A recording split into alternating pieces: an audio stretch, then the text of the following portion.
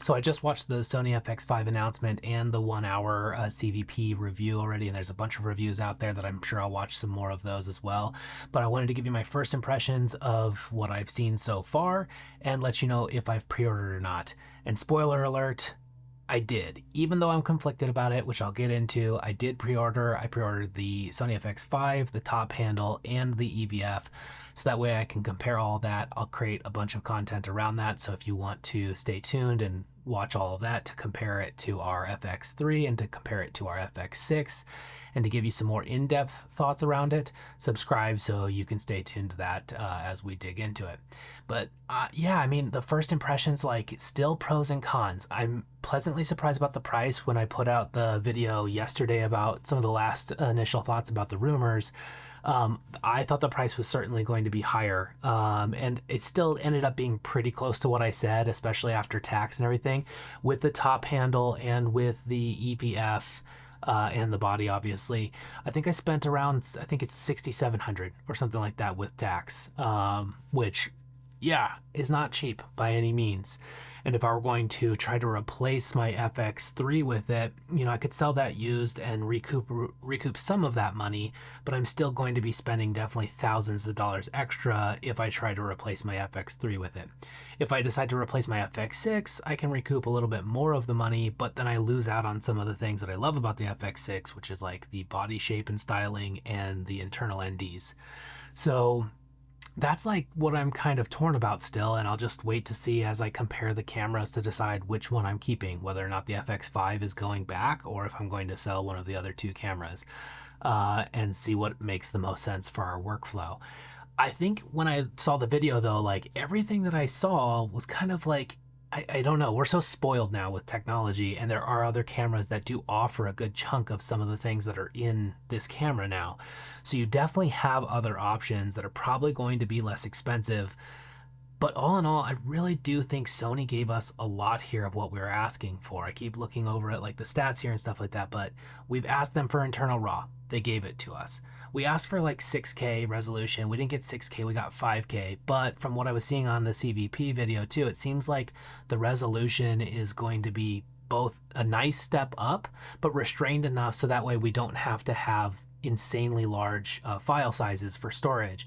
So that seems like actually a pretty good win. And then the tests that I've seen so far, it does seem like the image quality in a lot of ways is going to be a pretty good step up from the FX3 and FX6, both in like the way that it's handling the noise in low light, the triple base ISO, the resolution and the detail, the raw format. So it does really seem like on an image quality standpoint, we are going to be getting quite a bit more. So we asked for those things, they gave it to us. We complained about a small screen, they gave us a larger screen and an optional EVF, which is actually not taking the hot shoe, it's taking a different port just past the hot shoe on the top of the body.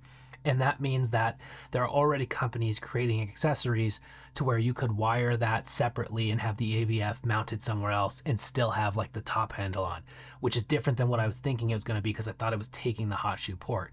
So that actually makes the EVF more usable, and it means that you could still use the top handle, which means you could get the 32-bit float audio, which is also great.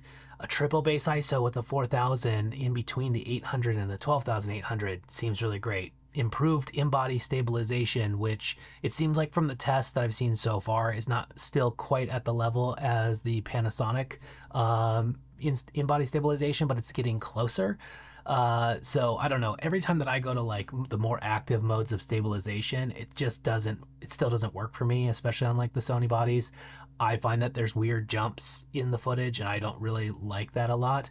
But if you need to use it in a pinch, that's good. Mostly we'll just put it on like the standard in-body stabilization mode. But that, the improved menu system, the bigger screen, getting false color, which is so stupid to be like so excited about false color, but man, I am excited about false color and being able to monitor it in that way.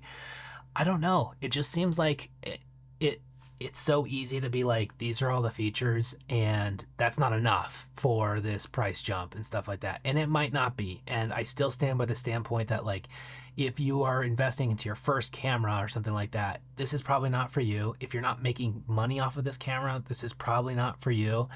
And ultimately, if you haven't bought a bunch of other kit in terms of like lighting, sound, all that type of stuff, you don't have a kit built out that you can use for all the other parts of production, this is probably not for you.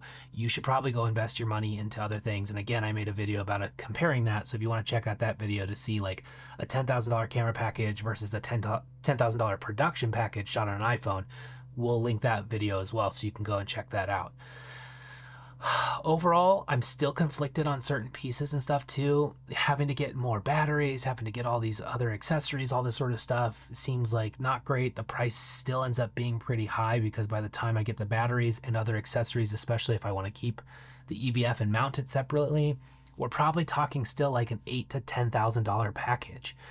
And that's just a lot, but it really does seem like Sony listened to us more than they've like done. Which is great.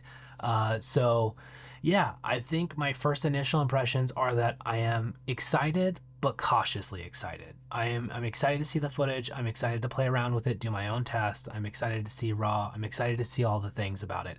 But with the price point, I'm still going like, I'm not sure if it's enough of a jump for me to either sell my FX3 or my FX6. So that's the main thing that I'm going to be doing. So subscribe if you want to follow along with that, because when I get this in, I'm going to compare it, in depth to the FX3, compare it to the FX6, compare and see how it matches with our V Raptor X, and we'll just go from there and see how this makes sense. But yeah, I guess that's my first initial impressions. I'm cautiously excited, if that's a thing. So anyway, hope this helps, round out some thoughts here. And then as soon as the camera's coming in, I'll let you know and we'll make some more content with it. We'll shoot some films with it and get going. So thanks for watching. See you in the next one.